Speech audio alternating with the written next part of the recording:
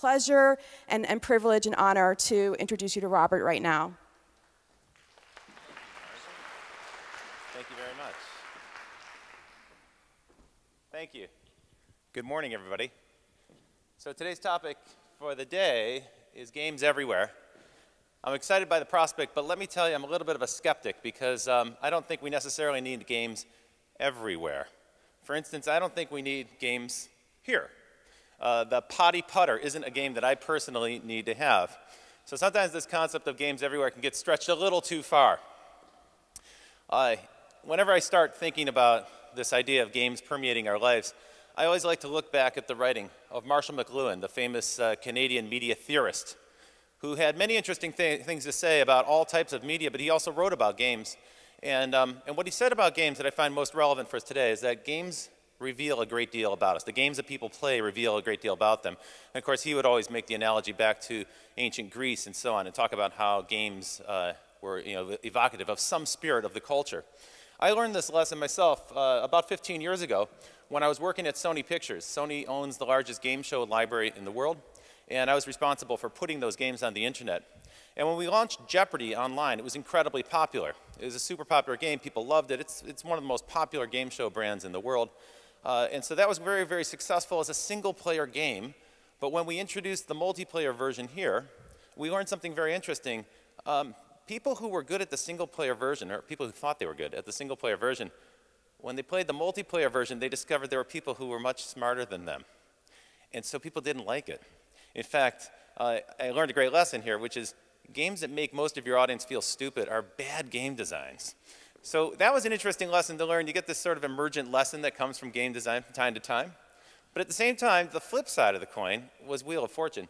Now, this game was incredibly popular. I was perplexed by this because I didn't think it was quite as good a game, frankly, as Jeopardy. But it had this incredible appeal. And so I thought a little bit about that Marshall McLuhan quote, that the games tell us something about ourselves. And I thought, well, this game was so popular. What did it tell us? And if you think back to that time, think back to 1996, 1997, that time frame, it was a very happy-go-lucky era, right? This is the time of the great big internet bubble, the first internet bubble, where companies that really had no reason to exist, like the Globe, were going public at valuations in the hundreds of millions of dollars. People were making money, and man, it felt like a gigantic casino at the time, Wall Street. So there was this great euphoria happening in the world. Even the president was getting lucky in the Oval Office. And fighting a war was as simple as pushing a button. Remember, when we fought our Middle East wars back then, it was just like lobbing a missile into Afghanistan from a ship off in the sea. And so, as a result, we didn't have boots on the ground and all the kind of misery that we're dealing with today. So it was a very happy-go-lucky era. In fact, I kind of miss the 90s, looking back now. It was a very fine time. And so it's no surprise that the most popular game at the time was a combination of a roulette wheel and a very easy crossword puzzle. So this told us something about ourselves at the time. You can apply the same idea to just about any game. For instance, well, here, from Marshall McLuhan, a little bit more detail. Carrying out this thought, he said, games are dramatic models of our psychological lives, and they release particular tension, certain tension. And so a game is like a safe place for us to explore something that's causing anxiety in society. For instance, back in the mid-90s, again, there was this sort of flurry of games featuring zombies. House of the Dead was a big one, Resident Evil, and so forth. And I was puzzled by this at the time, and I thought about it again from the perspective of this McLuhan quote, and I realized what was going on at that time, there was a lot of social anxiety around virally transmitted diseases. It wasn't just AIDS, we also had SARS and other diseases. And it was a weird thing. It was sort of like this body part of ours, these body fluids that we have, were somehow some kind of alien, creepy thing, and you wanted to kill it. And so we created this monster, this category of monsters, zombies, and we started blasting them. Now, in more recent years, we've become more comfortable with our ability to contend with those kinds of diseases. And of course, the games themselves have turned more cartoon-like. So that meme has kind of passed from a really scary meme into something that's a little bit more playful and fun. The same thing is true with warfare games. Call of Duty, super popular title. Then, as we were launching this current round of Gulf Wars in the 2000s, they launched a new version, team-based combat in the modern era. And for Americans, that was actually kind of a comforting notion to have the illusion that there were actually allies that wanted to fight alongside of us. And so that was a fun model for releasing that particular tension. Then later on, we shifted, I guess, a little bit more into a slightly different realm. A game like Assassin's Creed where a white guy who looks like Jesus kills Arabs with a sword in Damascus, a different manifestation of that same social anxiety that we were having about this decade of war. And so games tell us about ourselves. Games tell us a lot about the world that we live in, the way we are as a people. So let's consider then the most popular game in the world. Before I launch into games everywhere, let's take a look at CityVille. CityVille, so we've all played it. You guys know how the game works. It's not a very difficult game to play. In fact, it's kind of an easy game.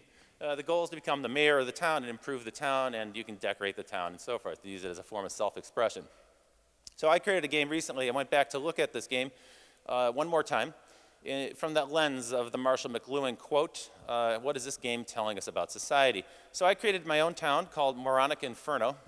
And the challenge here, as it's expressed in the headline of the Zynga News, is will Robert have what it takes to be the mayor? I'm reassured, on the very next screen, the game says, of course you'll have what it takes to be the mayor. Just follow our instructions. Just do what we tell you to do. And so I kind of robotically followed the instructions by doing these goals and click and click and click. And a few thousand clicks later, Moronic Inferno had become a crossroads. Hey, I'm making progress instantly in this game. It wasn't very difficult to do. It wasn't a big challenge to do this. I was simply clicking on things, planting things, building buildings, and so forth. Lots of clicking, basically, in this game. And if you continue clicking, well, soon enough, hey, what do you know? I reached the next level. So I'm making progress in the game, but this isn't really the game, I don't think. As I played through CityVille, thinking a bit more about what it's actually expressing about us, I realized this is simply a way to keep you busy while you play the real game. So in a way, it's kind of like a digital version of a habit trail or a digital version of a hamster wheel. It keeps you busy, it keeps you active while something else is happening to you. Now, this is where the game gets very interesting. You're constantly bombarded with offers to buy stuff. So I wanted to take a closer look at this. I thought maybe this is where the game expresses something about ourselves. Two types of cash in this game. There are coins, and the city coins, you get them abundantly every time you harvest something, every time you open a store. So coins you get, and that allows you to buy stuff. But the hard thing to get is cash, and cash is something you earn through leveling up, through experience. And in fact, there's certain points in the game where I think it's impossible to progress through the game without actually reaching into your pocket and buying cash. So this is kind of a weird paradox. This is new to me in the game world, because here is a situation where you have a boring game, and your job is to spend a lot of time clicking, and eventually you get so frustrated with that that you will actually buy cash from the company. You're actually paying the company so you don't have to play the game. You can actually progress faster through the game. That's kind of a weird new paradox. I thought, well, maybe that's the heart of the game. And as I thought about that a bit more, the term fleeced came to mind, and I thought, you know, actually, I've got a relationship with Mark Pincus. It never occurred to me. That's Mark, and that's me. So I'm being fleeced by this game, but that doesn't feel like much fun either. So where's the game? Where's the game in CityVille?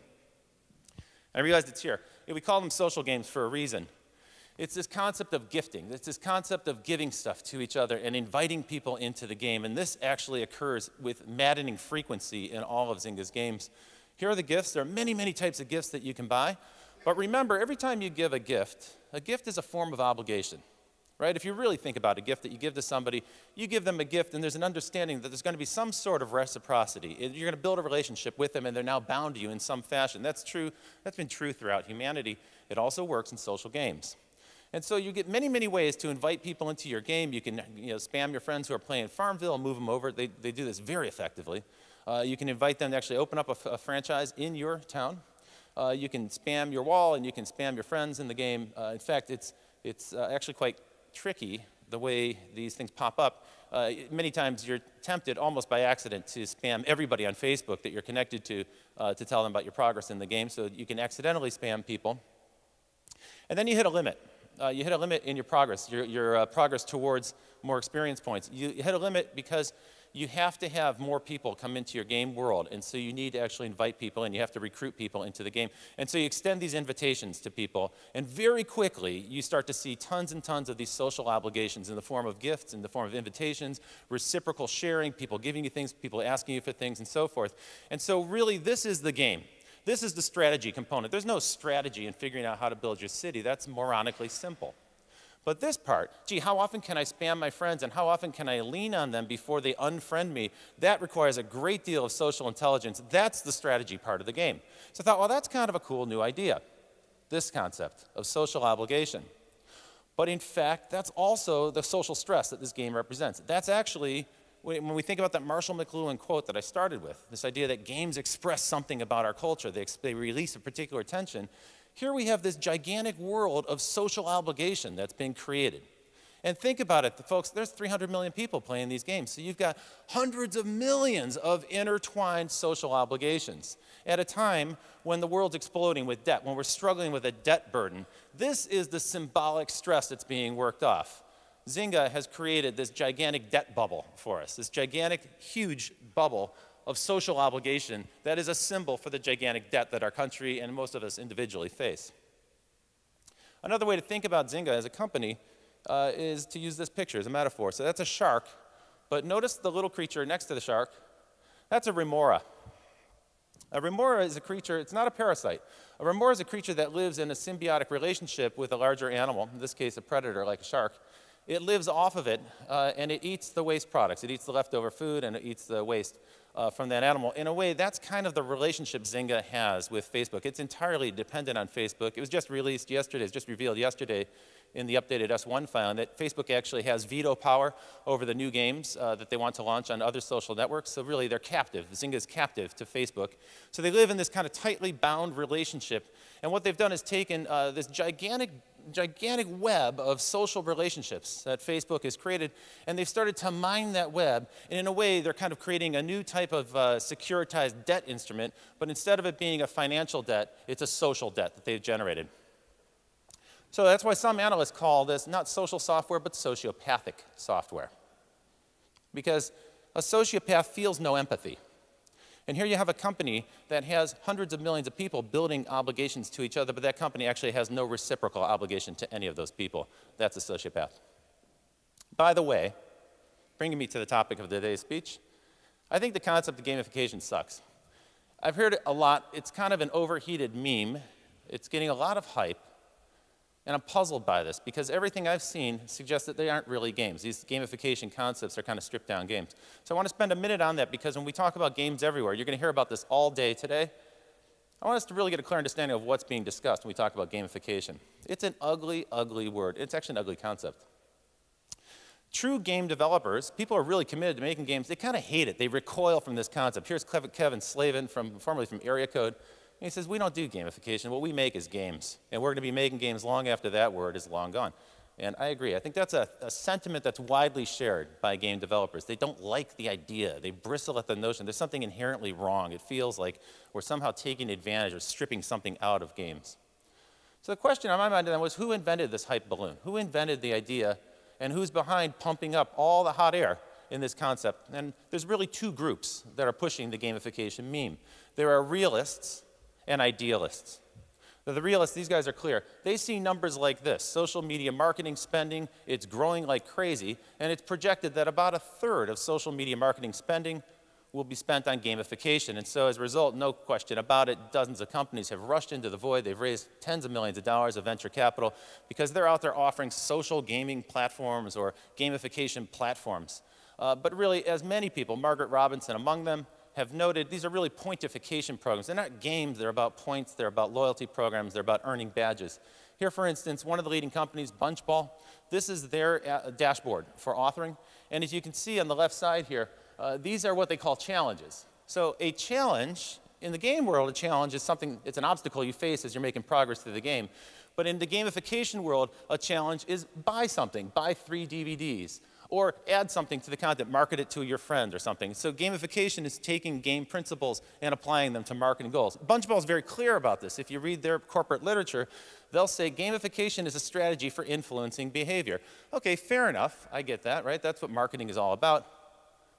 And a common goal is to engage a group of people with a common set of interests and activate them, turn them into customers, turn them into people who consume stuff.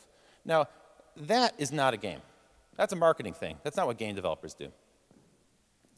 So if you're working for a gamification company, if you're working on a gamification project, get real, you're in the data mining business.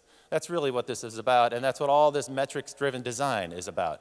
It's about data mining, it's about extracting more information from users and influencing their behavior and turning them into consumers. So that's the gamification realist approach. Then there's the gamification idealists, led by this person, Jane McGonigal, with a really interesting book, very evangelical theme here. Jane's goal that she states quite clearly is she would like to change the world through gaming, and her vision is that there'll be a game developer who is nominated for the Nobel Peace Prize someday. So that's a lofty goal. It's very admirable. And Jane's made games like this, Superstruct. It's sort of a scenario planning kind of a game.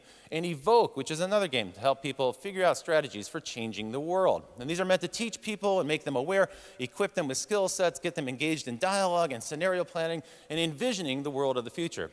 So that's a very admirable goal, but it doesn't stop there. In fact, this idea of changing the world has taken on this kind of new evangelical zealot. Here is, for instance, Jason Rohr at GDC. He's talking about a game that he created called Chain World, which is meant to give you a religious experience. So we've reached this kind of zenith of gamification zealotry, and I would actually say maybe this characterization of realists versus idealists isn't accurate. Maybe the better way to describe it is the cynics versus the zealots. The cynics are out there to kind of strip mine games and turn it into this cash machine, and then the zealots, they're out there trying to evangelize the world and make the world better. So how are they doing? Let's take a look.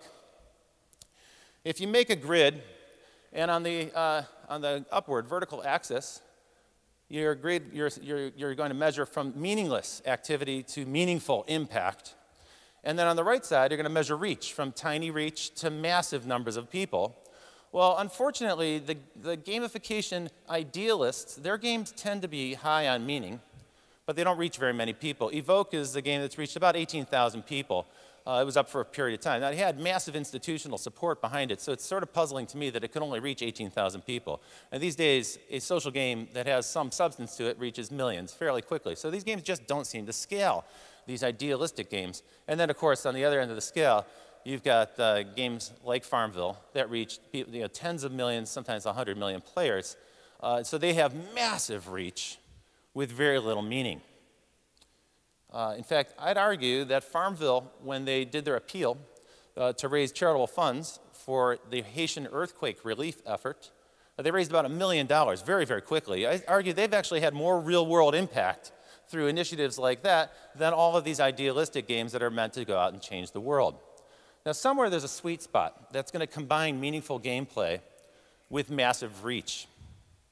And this is the interesting piece, and that's what everybody in this field is striving to figure out how to do. I don't think we've quite found the formula yet. I'm going to try to point to some directions that might be encouraging for us in the future. But at the moment, I would say, based on my own personal experience, the gamification realists, the cynics, they're winning.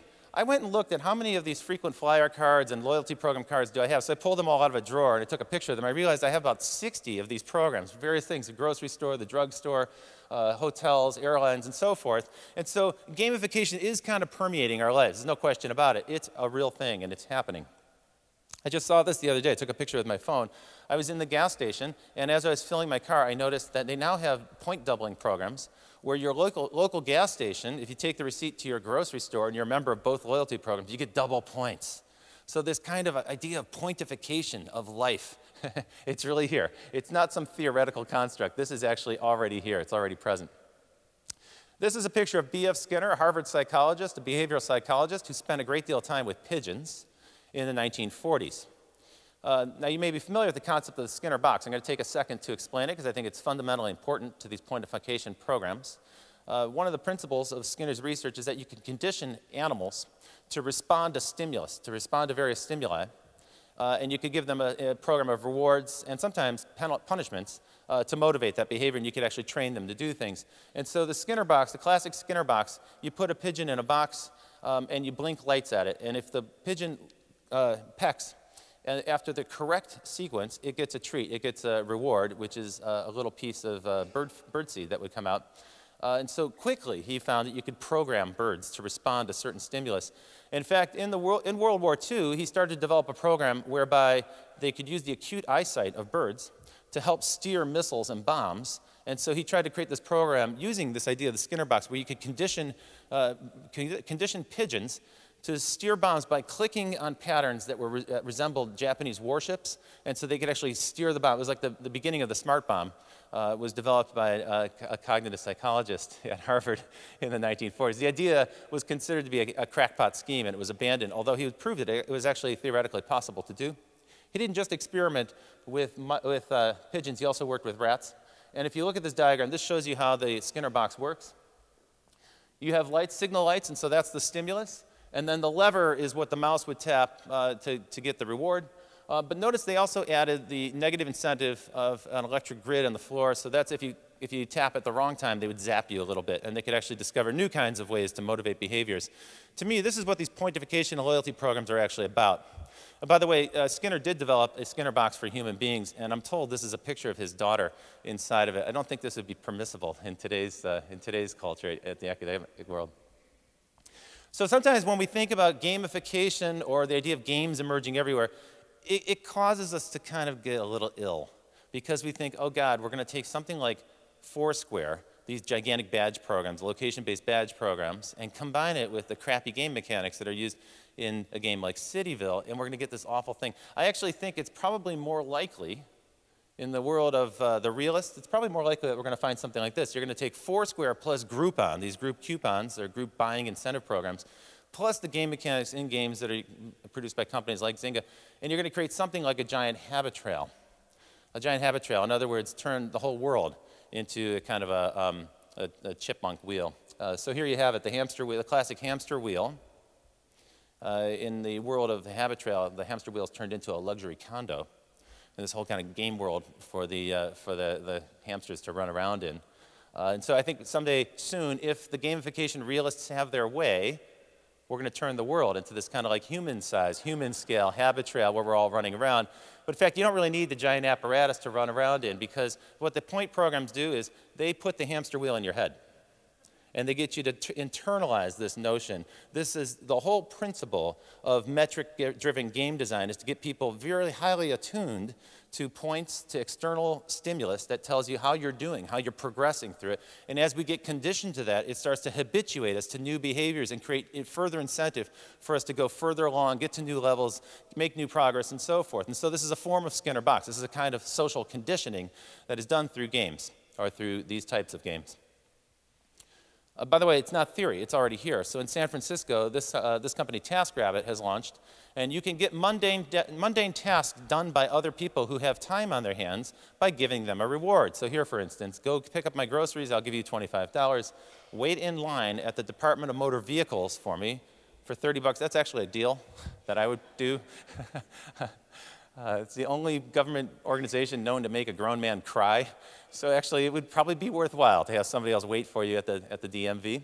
And this is run entirely on gamification principles. So you have a leaderboard with points. Everybody's in it to get more points, to get more status, to get higher ranking, and so forth. So this is your game construct applied to the real world. Okay, so far I've been fairly pessimistic. I want to spend the remaining time that I have this morning telling you why I'm actually optimistic about games everywhere. I've sketched out a vision for you of how it could go wrong, and maybe how it's already happening. But I'm going to make an earnest appeal to the game developers and the game publishers in the audience today that we can do better. So I want to issue a challenge we can rise to, and we can actually do better as we extend games into the real world. There's two reasons, I think, to be optimistic, two giant reasons. The first one is converging technology. So one of the things that's been holding back the extension of games off of the computer or console screen into the real world is that we haven't had very good machines to do it with. We haven't had actually great interfaces for this, but that's about to change. So this changes everything. Apple iPhone, since its advent in 2007, has radically transformed not just the mobile world, it's transformed the computing world, it's transformed the computer interface world, it's transformed how we browse, how we consume. It's actually starting to have an impact on how people use the internet. So this is having a colossal impact across the board. And note this, we don't often pay attention to how Apple makes their money, but note that the iPhone represents more than half of Apple's revenue. And if you add the iPad on top, you'll see that more than 65% of Apple's revenue is now coming from mobile devices. And this is the company that's at the forefront of innovation, changing the way we use computers. Of course, every other company in the category of computing is following in Apple's footsteps as fast as they possibly can. Also note that iPad sales are now greater than Macintosh revenue. That's kind of an amazing thing. Mac's original product, the computer, is now smaller than this new product that's only about a year old, the tablet computer. It's quite amazing how fast the whole world is moving over to mobile. Apple has so much cash today that they could actually buy the rest of the companies that make mobile phones if they wanted to. This kind of blew my mind. So they have $70 billion of cash. They could buy Nokia for about 22 billion, RIM for 13, HTC for 25 billion, and Motorola Mobility for a couple $1 billion. And that would only leave Samsung out there as another company that they couldn't quite buy with all the cash that they happen to have on hand. Now, Apple, of course, isn't going to do this. They're in the process of putting these companies out of business, so they're not going to bother buying them when they don't need to. But the point is simple. They have simply eclipsed every company in the computing industry and every company in the mobile phone business, and they are absolutely setting the pace.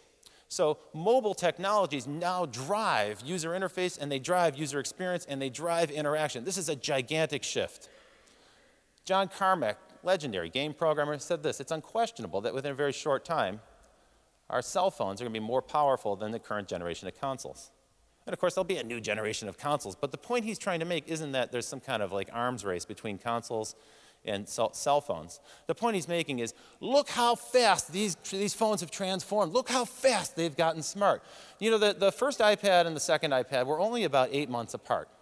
But the second iPad is 10 times faster. The processor inside is 10 times faster than the first iPad.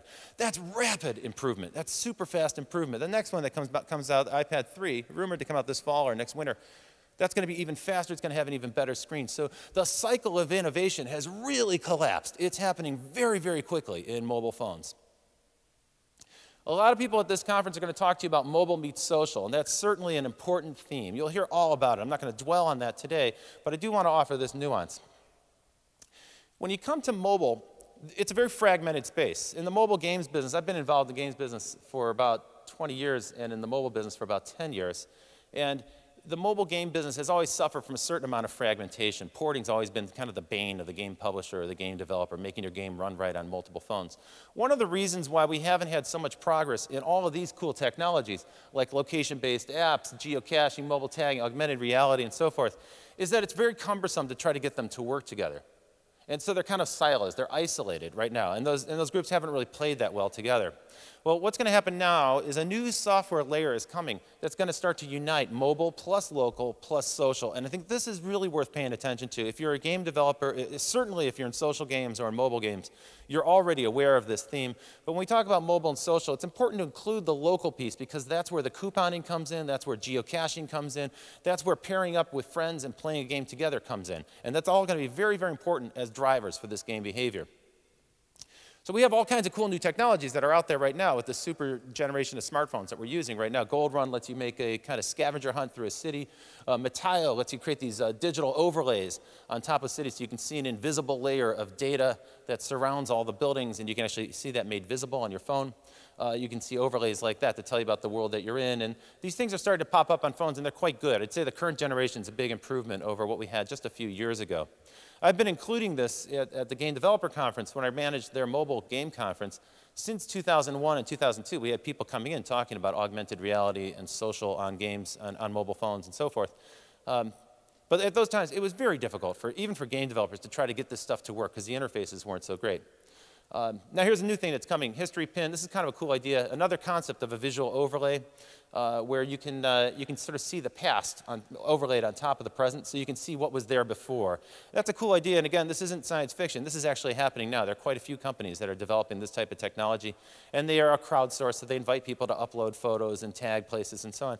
And so what's happening is these crowdsourcing platforms for augmented reality are starting to gather all sorts of user-generated information. They're kind of using the wisdom of the crowd to build out this grand narrative of what was there before, what's around today, my opinions about places, and so forth. These invisible tags hang around all these places, and you need a special reader or viewer or browser to see them. And gradually, they're starting to find their way into games as well. So there's any number of games, but many of them are kind of a gimmick in my view. We're at the earliest stages of these virtual world overlay games. We're just at the very beginning, very low foothills. But check it out. Here's some cool new innovation.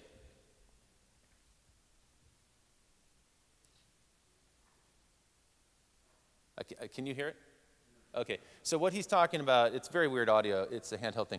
He's using Kinect to record 3D video, and now he's going to pop a 3D avatar on. So this is augmented reality on a tablet using Kinect as the mechanism for authoring the video. So you see that character doesn't actually exist in real world. He's been recorded on using the Kinect. There's a lot of cool innovation happening with Kinect. It's probably the most innovative thing that Microsoft is doing, in my opinion, right now, because they opened up this cool new responsive technology to hackers to start to innovate with. And so you're seeing cool things like this up here. And so what he's talking about is that you can generate virtual characters that could appear in an overlay on top of the real world around you. And then he says you can do it to, you know, his example is you could have a band, you could have a kind of a virtual performance of a band. But I think he's going to do a Star Wars thing here in a second, too.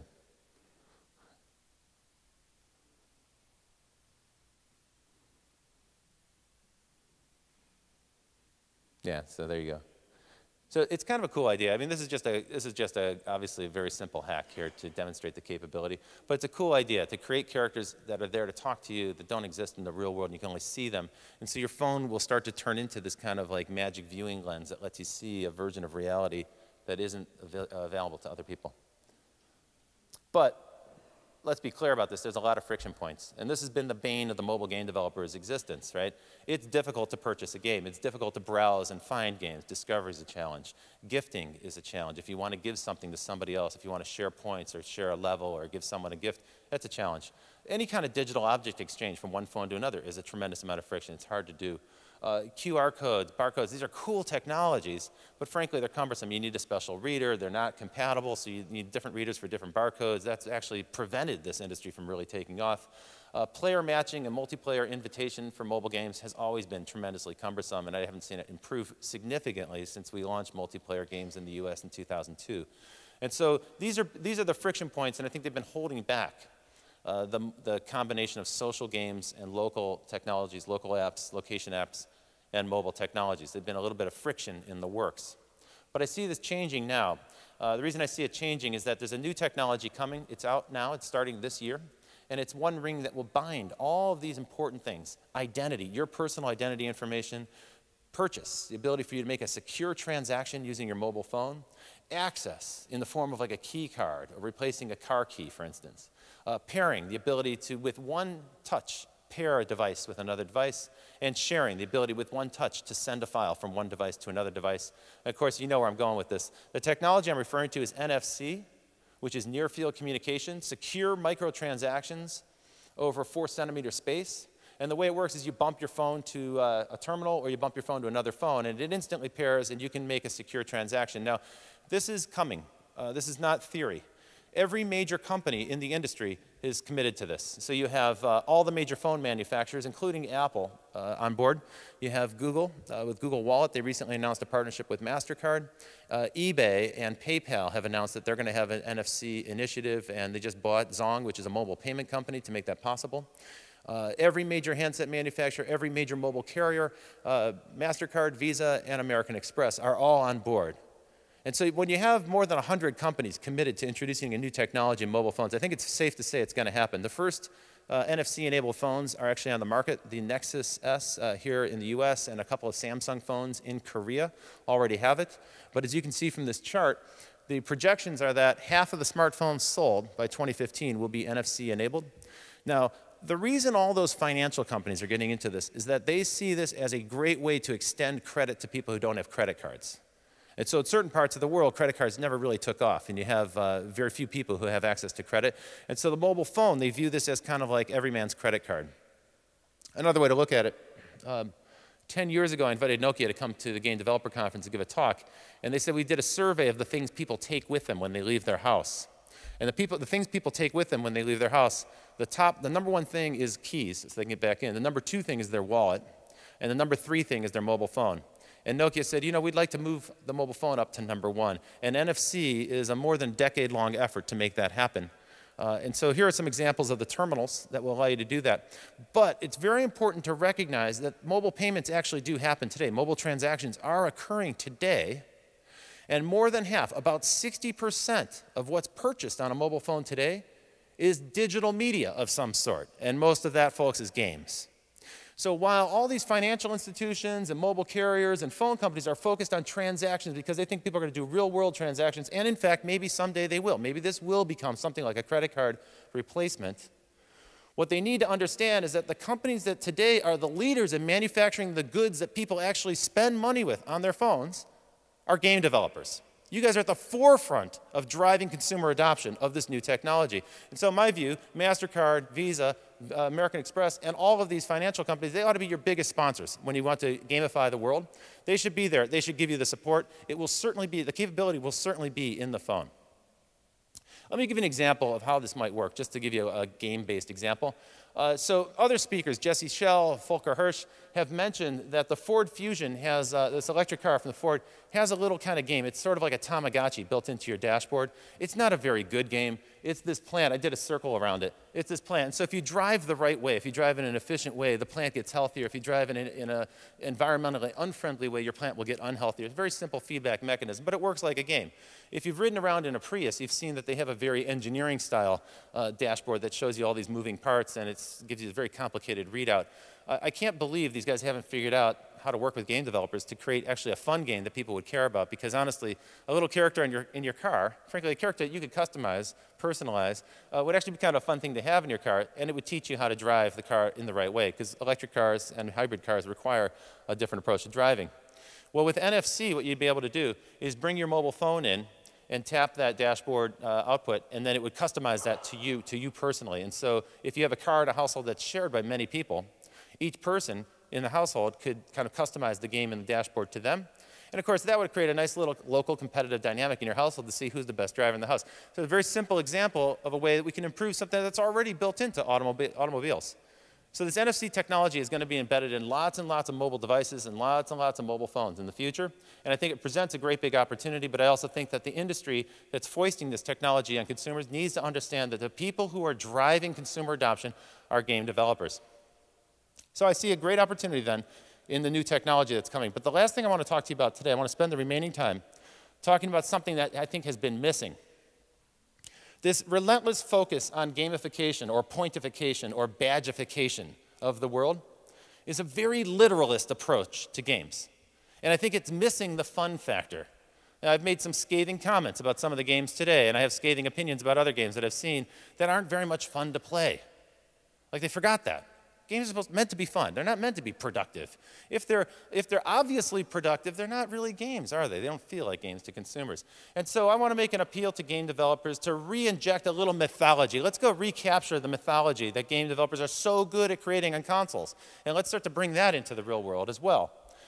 Every great myth involves secrets, and every great city is full of secrets. There's secret places in all kinds of cities. We've been encoding secrets in the architecture of our buildings since the Masons, and actually going back in time. These are from Israel. These are ancient cities that have these carvings and markings, these cryptic little markings from people. I want to know what that is. That's a mystery. I'd like to know more about it. That's an opportunity for a game developer. And you see this in town today. This is in Beverly Hills on the street, some kind of cryptic marking on the street sidewalk. We have secret places in just about every city, secret caches of stuff. Secret religions.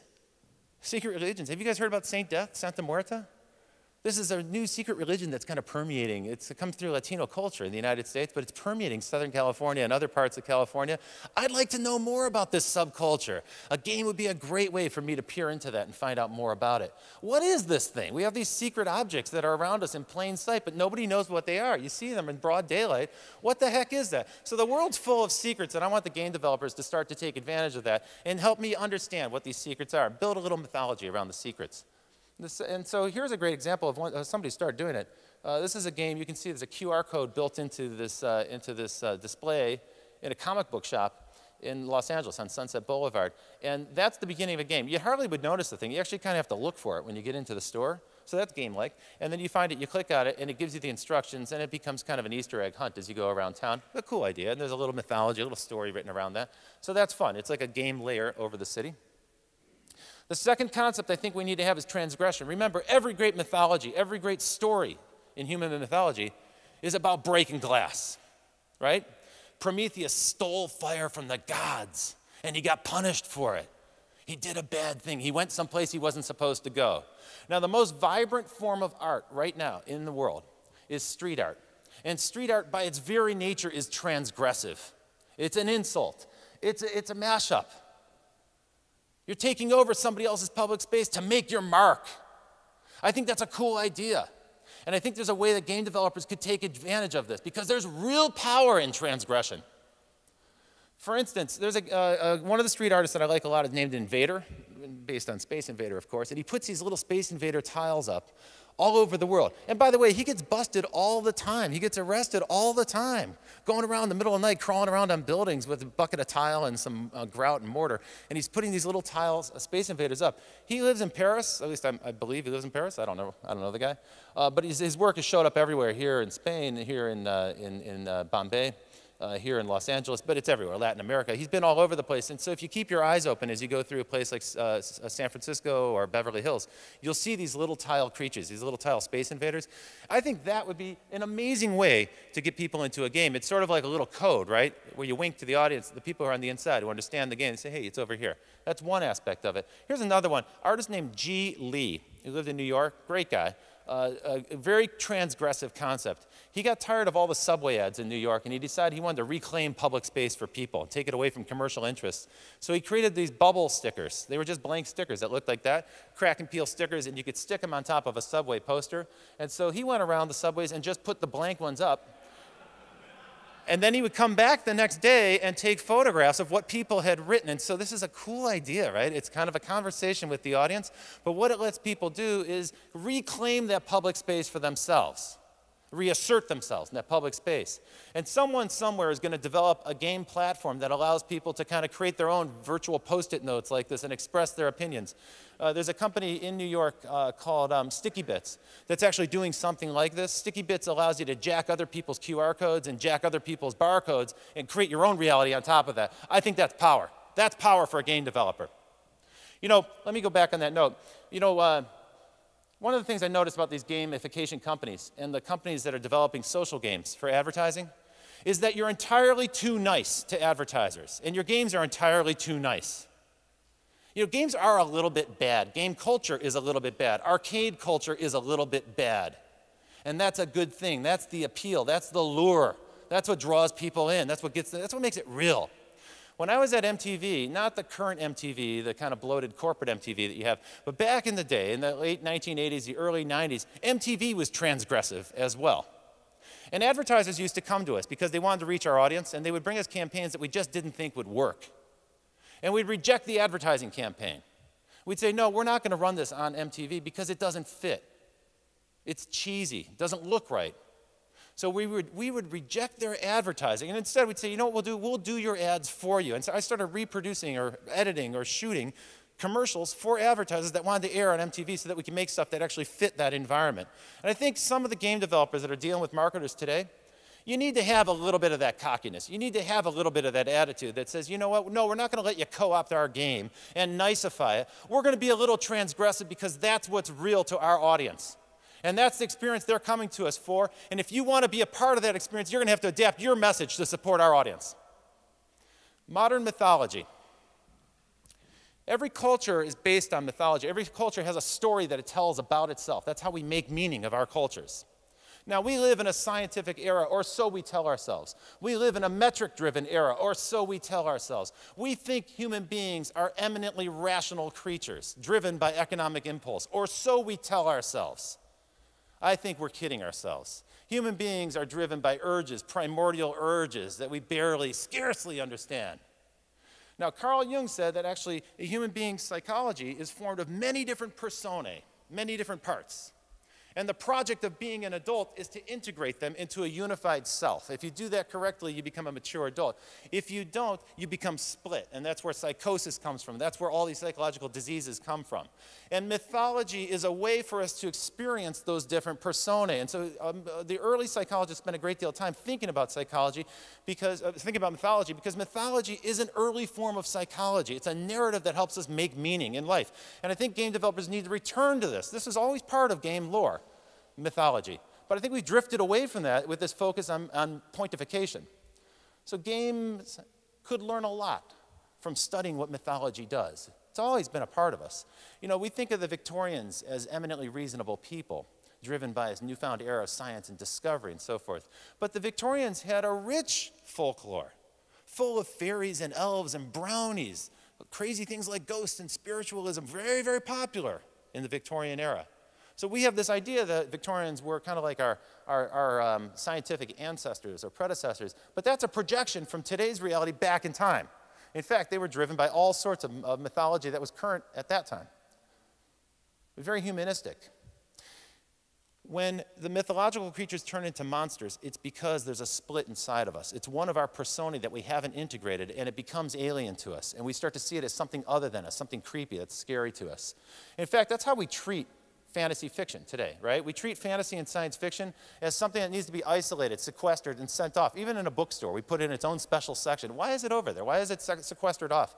Because there's something about it that we can't quite integrate in this literalist world that we live in today. If you look at our great mythology on the silver screen, like Harry Potter, it's always about us and them, right? There's muggles and then there's wizards. And you're one or the other. And actually, we're all muggles. We all wish to be wizards when we're watching those movies. They seem to have a better time of things. It's a little bit more interesting life. But you can't be. So that's an example of a personae, one of our personae that's been split off and turned into the other. Another example is the preponderance of vampire films that we have, vampire shows that are going on. And again, it's a part of us, right? We do have these urges, these primitive instincts. We do have this red stuff called blood inside us. It's sort of gross, and so we alienate it from ourselves. We push it out. We make it the other. We make it some other thing that we won't be a part of. We try to split ourselves. That's a path to psychosis. Of course, the other way to deal with it is ironic distancing. So with the zombie movies, we put an ironic layer on top of it. It's funny, we laugh at it, right? But that zombie monster is also a part of us. It's another manifestation of what's inside of us. So mythology is always about these characters that live inside us, these many different personalities that live inside of us. Now, we tend to think, well, yeah, okay, fine, those are just stories that we tell each other on motion pictures, on TV, and so forth, but that's not really part of real life, is it? We don't really believe in mythology. Come on, it's the 21st century. Well, in fact, we do. In fact, in my lifetime, we've been manufacturing new myths. Because this urge is within us, and it will emerge. If it doesn't come out in a direct fashion, it comes out in an indirect fashion. The imaginative realm has a habit of reintroducing itself where we least expect it. Since I've been alive on this planet, we've manufactured myths about the Kennedy assassination, about the moon landing, about Bigfoot and other creatures that you can never quite find. We've had former politicians, a state governor, run TV shows about conspiracy, and popular television shows like The X-Files about conspiracy. Modern mythological creatures like the chupacabra that has never really been identified, but look, they've actually milk bones for it in case you want to give it a treat. Alien creatures, again, there's never any evidence that these things exist. This is mythology. This is a mythological impulse that's reinserting itself in our highly literate world.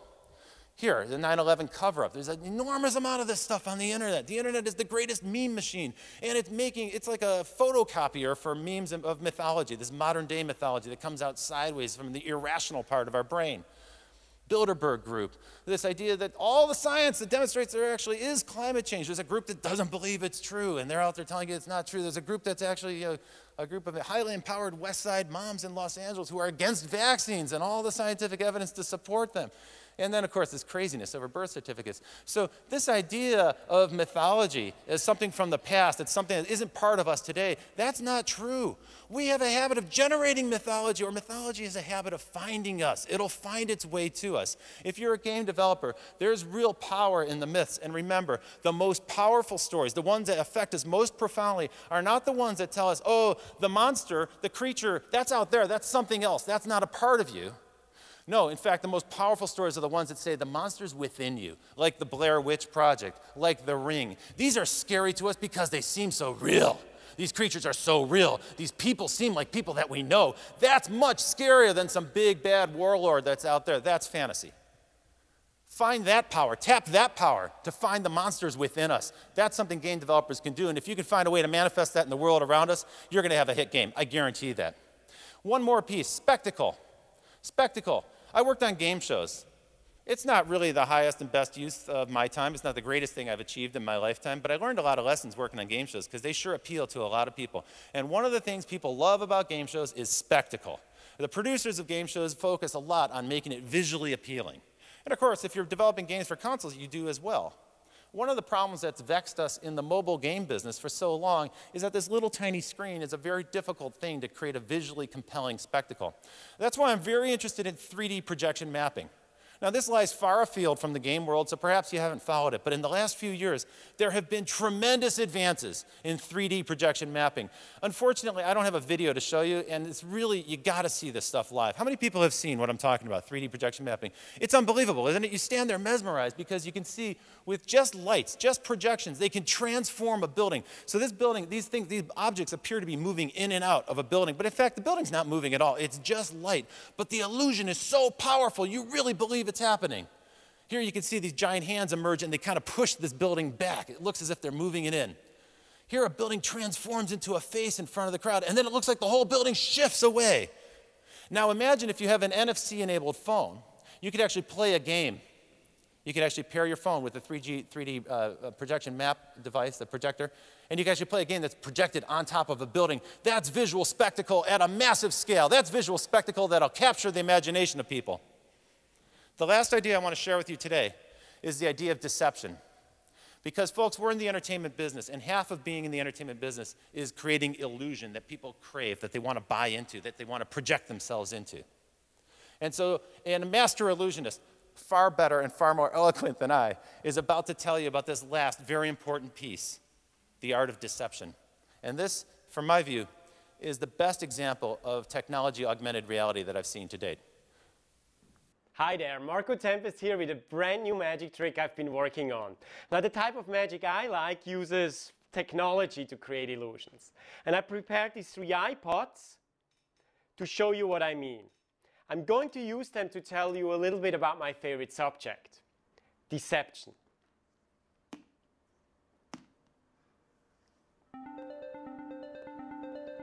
One of my favorite magicians is Carl Germain.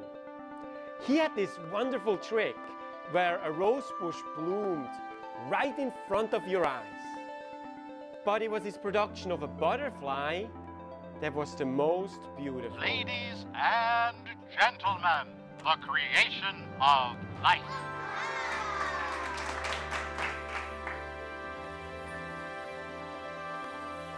When asked about deception, he said this. Magic is the only honest profession. A magician promises to deceive you, and he does. I like to think of myself as an honest magician. I use a lot of tricks, which means that sometimes I have to lie to you. I feel bad about that, but people lie every day. Hey, where are you? I'm stuck in traffic. I'll be there soon. You've all done it. I'll be ready in just a minute, darling. It's just what I've always wanted. You were great! Deception. It's a fundamental part of life. Polls show that men tell twice as many lies as women, assuming the woman they ask told the truth. We deceive to gain advantage and to hide our weaknesses. The Chinese general Sun Tzu said that all war was based on deception.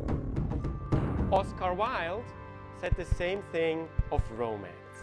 Some people deceive for money. Now let's play a game. 3 cards, 3 chances. 1 5 will get you 10, 10 will get you 20. Now, where's the lady? Where is the queen? This one? Sorry, you lose. Well, I didn't deceive you. You deceived yourself. Self-deception. That's when we convince ourselves that a lie is a truth. Sometimes it's hard to tell the two apart. Compulsive gamblers are experts in self-deception. They believe they can win. They forget the times they lose. The brain is very good at forgetting. Bad experiences are quickly forgotten. Bad experiences quickly disappear. Which is why in this vast and lonely cosmos, we are so wonderfully optimistic. Our self-deceptions become positive illusions. Why movies are able to take us onto extraordinary adventures. Why we believe Romeo when he says he loves Juliet, and why single notes of music, when played together, become a sonata and conjure up meaning. That's Clair de Lune. Its composer, Claude Debussy, said that art was the greatest deception of all. Art is a deception that creates real emotions, a lie that creates a truth. And when you give yourself over to that deception, it becomes magic.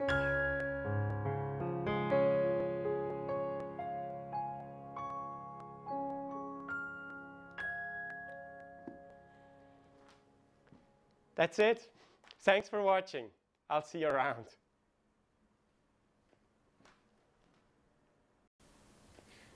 So that's Marco Tempest. And you can actually download that iPhone application on his website if you're interested to try to master that.